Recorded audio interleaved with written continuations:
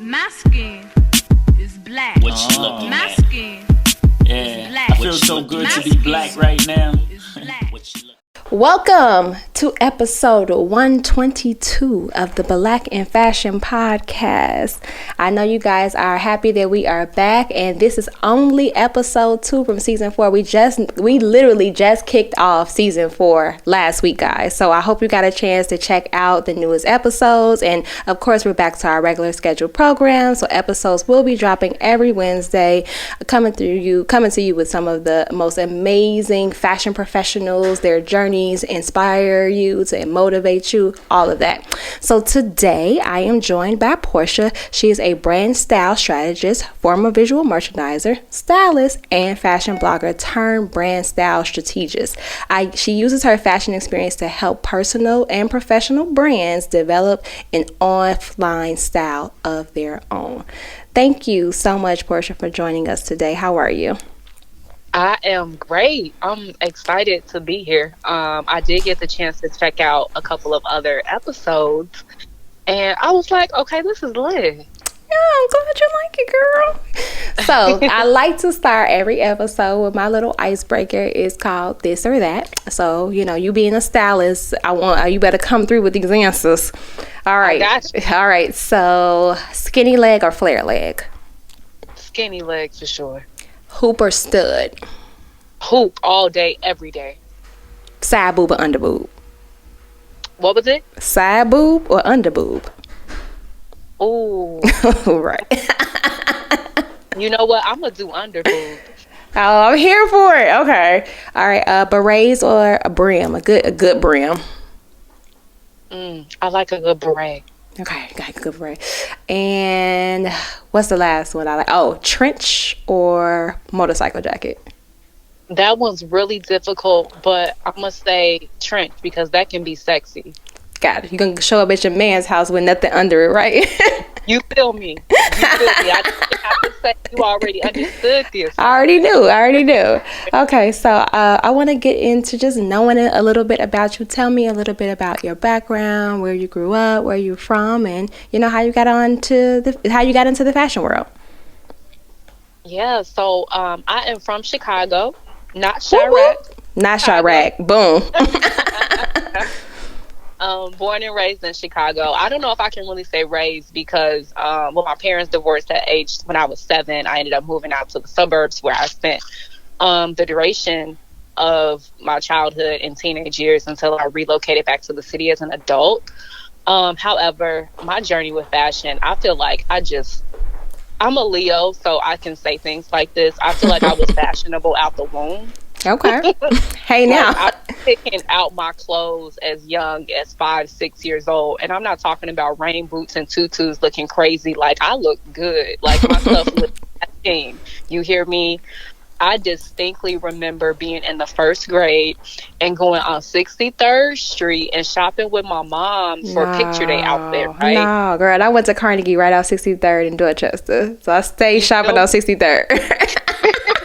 It's not even there no more. But that's back crazy. then, I remember I saw this dress that I liked, and it came in burgundy, it came in hunter green, and it came in black.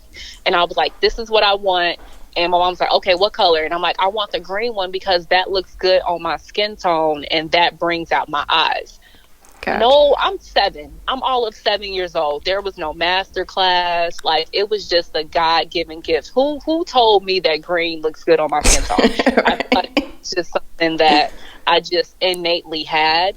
And we'll probably get into this later, but like sometimes when you have a gift that comes so organically for you, you don't always realize that it's a gift because it's so natural. Mm-hmm. Oh, I love that. So I'll flash forward to about 15 when I got my first retail job and kind of introduced to the industry. I got a working permit so I could work retail part-time, and I just love being in the store. I actually got the job because I was walking past the window in River Oaks Mall. I know you know about that. But I was walking past the window and I saw someone changing the mannequin, and I was just like, that's not even that cute. Where'd you work? So, at Rave Clothing Store. Girl, wait a minute. Throwback. Porchea, my first job was at Rave Girl when I was 15. Really? Yes. Get out of here. At River Oaks, girl.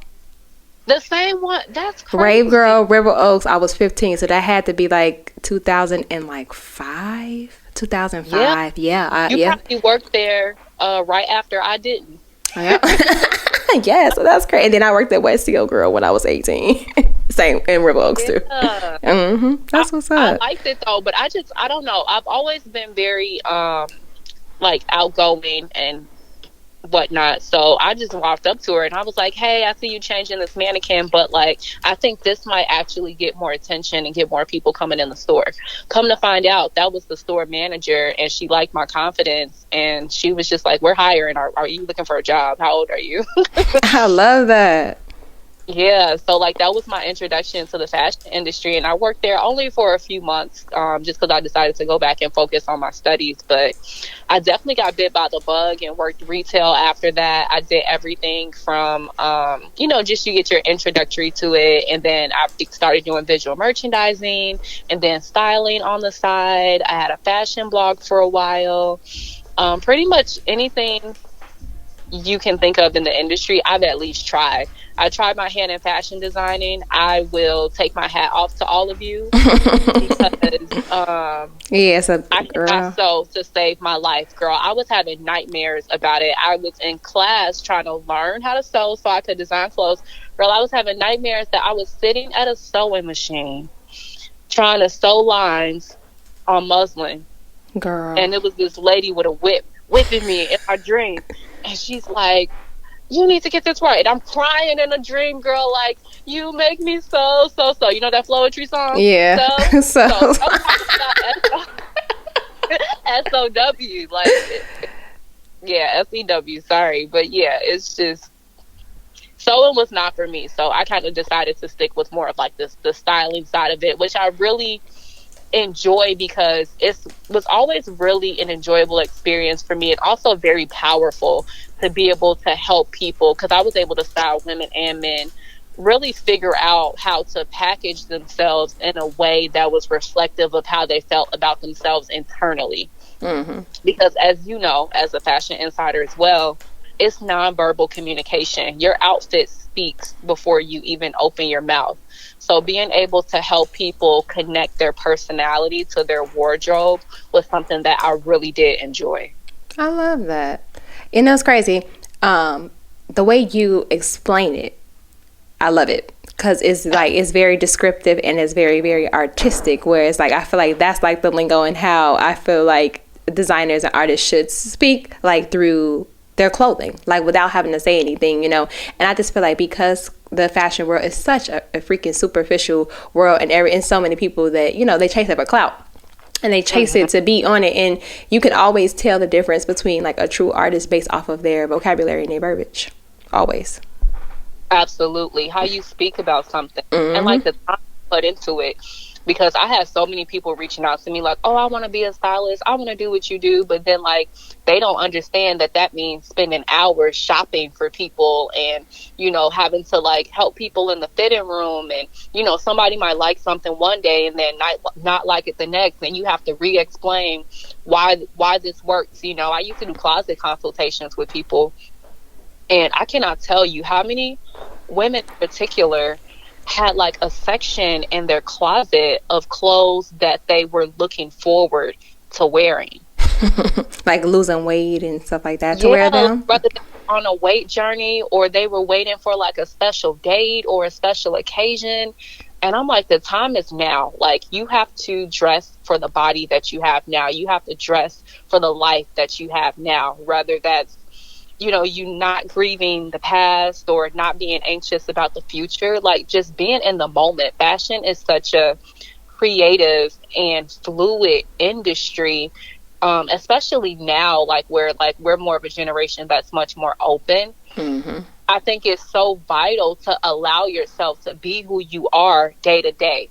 So yeah, maybe one day you might feel like putting on your Skins or a sweatsuit or what have you, cute little cord and some J's. But the next day you might want to slay in some heels. And I think that people often try to pigeonhole themselves with their style. And I'm like, you are a whole complex being. Allow yourself to be all that you are and dress accordingly. Absolutely. You're absolutely right about that. Can you tell me about a time in your business? It's a segment that I like to call "It's a Success" or "It's a Disaster." Something that happened, like, as you're, working with clients or something like that. They pretty much went to shit, but you learned something from the experience. Because I'm sure you got some, especially client stories. I got about 1 million of them. Right. I'm thinking stories should I tell? We ain't got to name no names, but it's like this particular client did this. But now in my business, I think it was one client back in the day that definitely made me always have contracts in place, without doubt. But is there anything in particular for you that happened? You was like, yep, won't do that again. You know what? Honestly, my old-fashioned styling clients were pretty solid. But now that I've switched over to like more brand style, and I was doing social media marketing, brand marketing, things like that.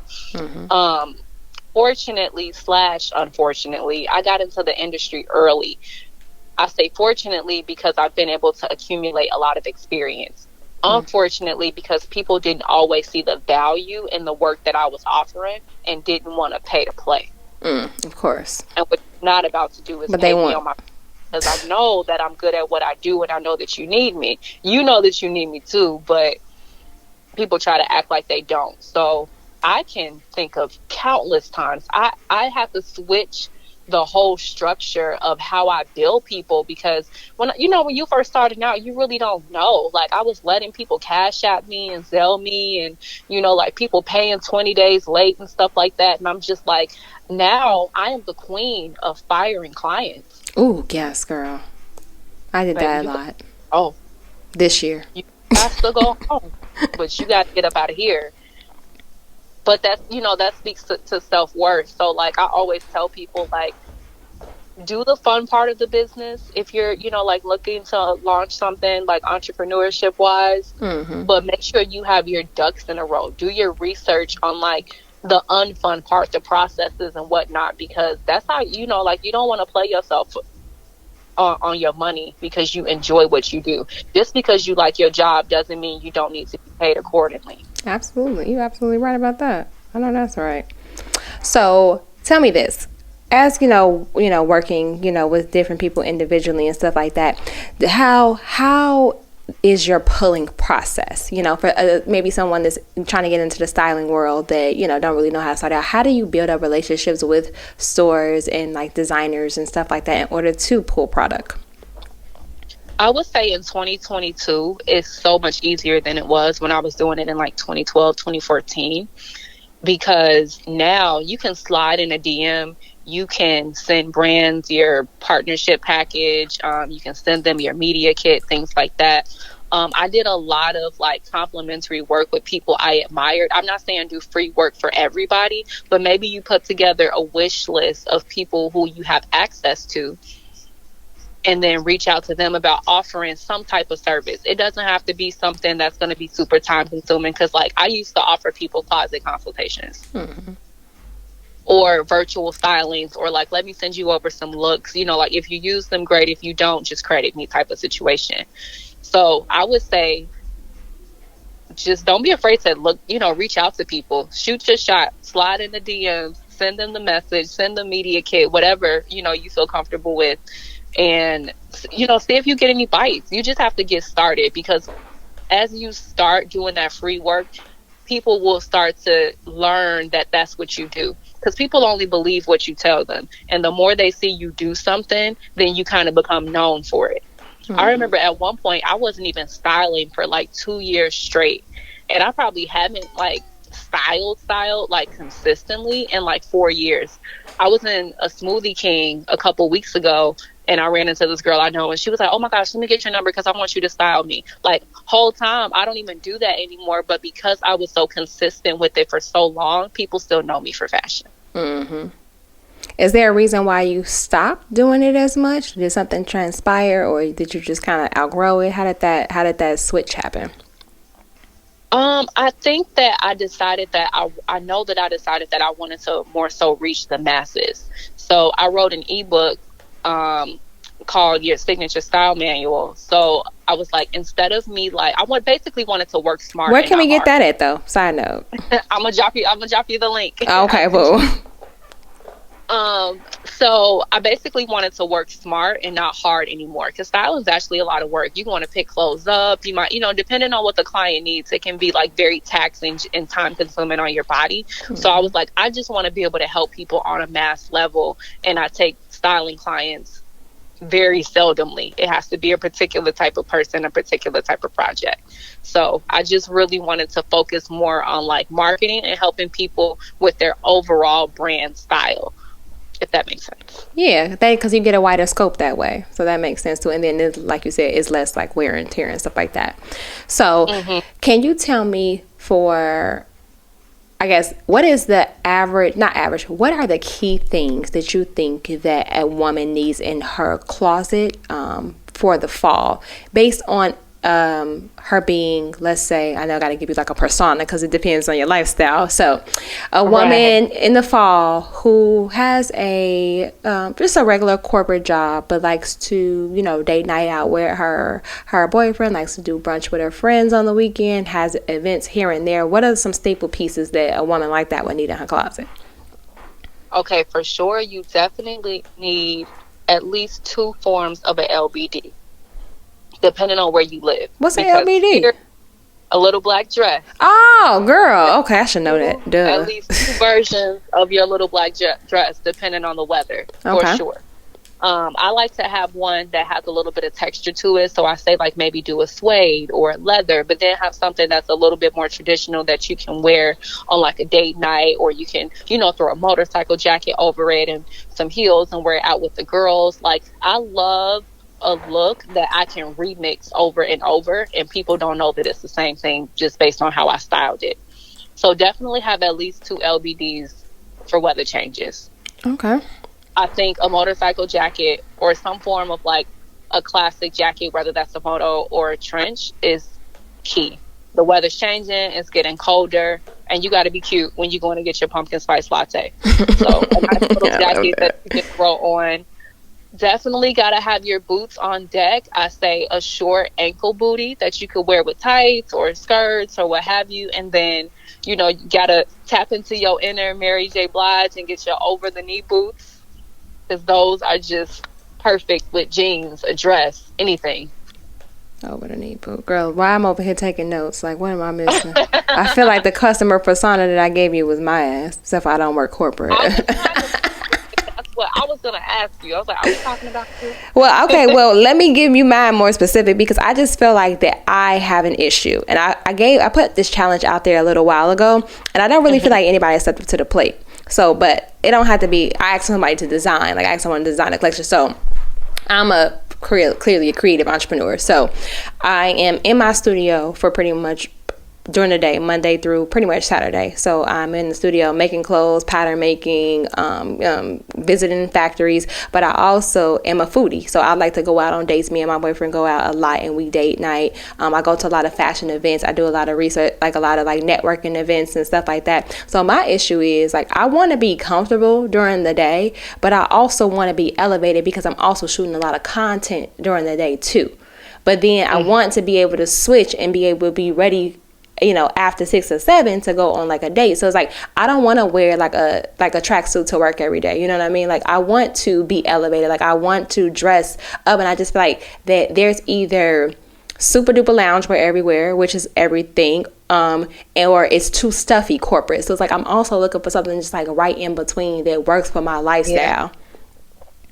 That's me. Like that. I feel like my personal style is like that sweet spot that you're talking about. And I'm gonna tell you my little secret, because like I'm gonna tell you my secret, and I'm gonna tell you what I have on, and you're like, oh, okay, that makes sense.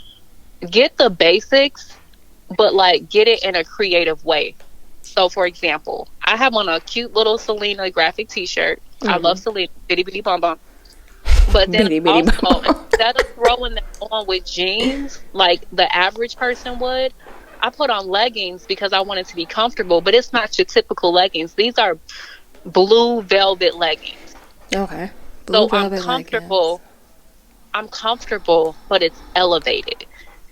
And I'm really big into like textures and like, okay, how can I take a piece that's like your average everyday thing, but then like take it to the next level? I love Gotcha. buying things that are two pieces because you can divide it up. So like if I buy, like you said, a tracksuit where I got the jacket and the sweatpants, I might wear the jacket over a cute little dress with some sneakers, but then I got heels to put on if I want to. And then if I'm wearing the pants, then I'll probably put that on with a cute little crop top or something. And then don't underestimate the power of accessories. Accessories can change the whole vibe of an outfit. Right. I don't have enough accessory. That's definitely an area in which I need to. Because I only Yeah, be wearing my real jewelry. jewelry. Yeah. Okay. It's not just jewelry. Do your belts. Like, I'm a big fan of belts. Like, my aunt bought me a dress the other day. She was like, "Girl, I know you're gonna throw a belt on with this." I was like, "Yes." Because I feel like that, like, you can cinch your waist. You can really change the whole shape of a look with a belt. It's amazing. Gotcha. Okay. Yeah, because I mean, granted, I can make clothes all day long, but girl, I don't have time. Like, people are like, "Oh, did you make that?" No, I make everybody else's clothes. Never have time to make my own. I want, the crazy thing is, yes, I can make anything, but I don't want that. I don't have time for that. I want something simple, and I just want to be cute. That's it. Like, and of course I want it to be black owned. Like, that's be like my thing, girl. And I was gonna ask you about that. Like, when it comes to like your pulling and stuff like that, do you find that it's harder to pull from black designers? Like, do they normally not have things prepared? Because that's, from interviewing stylists and people who do like closet concierge and like kind of in the same field as you, I find that they always say that it's really super hard for them sometimes to really promote black designers and work with black designers, because a lot of times, like, they might only have like one piece and you can't get that into someone's closet. Do you find that same thing being an obstacle for you? I wouldn't say so. Like, I've always had a pretty diverse catalog of people that I would work with. And I took a lot of referrals in terms of designing. And then, like I told you, I also went to school for designing. So, like, my access to black designers was, like, insane. And I'm also, like, very much a no fluff type of person. It's weird because, like, I'm super friendly, but I'm not, like, fluffy. Mm-hmm. I get to the point. I'm very direct. Okay, so do you have this? No. You don't have it in this size? Okay, next. Like, that's just how I operate. Like, I'm not doing the back and forth and like wasting my time, because I really, everyone's talking about soft life right now. Like, I've been on that. Like, I work from this time to this time, and I'm not doing, like, you go above and beyond for certain things, but like, you also don't want to stress yourself. So I'm not going back and forth with you. Either you got it or you don't, or I'm gonna give the opportunity to somebody else. Gotcha. That makes sense, though. You want them to be like, especially you have a short window sometimes too for things, like as far as like getting something done. So it's not like I can wait for you to like create it and stuff like that. Like, you gotta be like in the now, have it now, be now kind of thing, right? Exactly. And it doesn't mean that I won't ever work with that person again. It just means that maybe that project wasn't necessarily a good fit. You know what I mean? And I think it's all about how you present it. Like, okay, that's cool if you don't have this. Totally understand that you don't. But I'm going to move on to the next thing, and I'll keep you in mind for my next project. Like, it's never any love lost or anything. But, like, if you can't complete the job, then I still have to move forward. No, that makes sense. I get that. So my last segment before we wrap up is called It's a Muse. So if there's anything that you want to share as a, is there a quote that you live by, a book that you would suggest that someone read, or a mantra, any type of morning rituals or late night rituals, just that keeps you inspired and keeps you motivated, that you would like to share with someone else? Yes, I have a quote. This is how I live my day to day. You have to be responsible for the decisions that you make, because you're the only person that has to live with the consequences of those decisions. Because oftentimes we can kind of just do what other people want us to do, not realizing how it's going to impact us for the long term. So I'm always thinking about not just how this is going to impact me in the moment, but how is this going to impact Porchea 2023? I'm thinking about future me. I'm thinking about her. So when you're trying to decide what you want to do, whether that's working with somebody or, like how you want to invest in your business, what type of steps you want to take towards going to your goals, like, it's great to poll other people, because people are going to give you unsolicited advice anyway, especially family, friends, people who are close to you. but you have to make the best decision for your future self. Oh, I love that. That's what's up. Okay. All right. So tell us how to keep in contact with you. Of course, I'll put this in the show notes as well, but just throw out like your social media handles, and if you have any current like promotions or services or events, I would love for you to share those as well. Absolutely. So you can catch me mostly on Instagram. I'm Rich Home Porchea. So you can find me. That's cute. I also I post on LinkedIn and Instagram and Twitter. Hashtag on Mondays we brand. So I talk about everything from developing your brand style, from like how you decide to package your wardrobe, or various things with like fonts, or just like branding in general. So if you search the hashtag on Mondays we brand, you'll probably find me as well. Dope. Love that. Okay. Well, thank you so much for joining me today. I appreciate you. I appreciate your flexibility as well. It's amazing. Thank you. And I hope that we can work together too, but we can talk about that offline. Yes, girl, text me, please. Definitely will. So thank you so much for joining me today, Porchea. And as I always say, people, stay black. Peace out. Stay black.